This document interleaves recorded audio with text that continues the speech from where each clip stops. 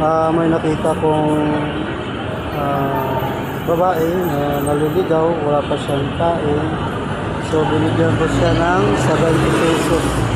Ayan si ma'am. Ayan. Ayan si ma'am. Naliligaw daw yan kung saan yan. Dito lang yun sa Circuit Makati. Kaya lang 70 pesos lang yung naibigay ko sa kanya dahil wala na rin ako. Kasi wala akong sahod nga ngayong buwan. Kasi nag-leave niya. Ayan. Kawawa masyado. Kumain ka. Kumain ka.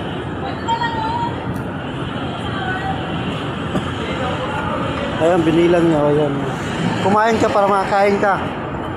Kumain ka para makakain ka na. May mga pagkain doon sa dulo.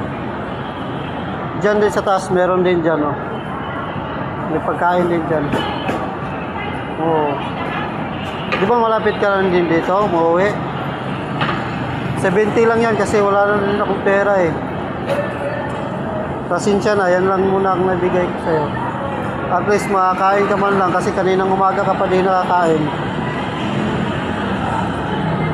Alam mo guys, parang maiyak ako sa kanya eh. Pero mo, maghapon siya hindi nakakain. Buti napansin ko siya dito nakaupo.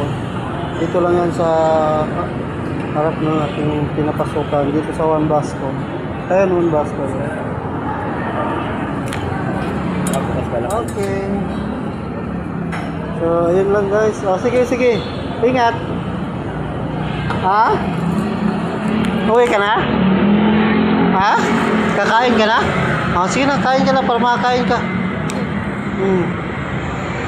Kain ka na para makakain ka.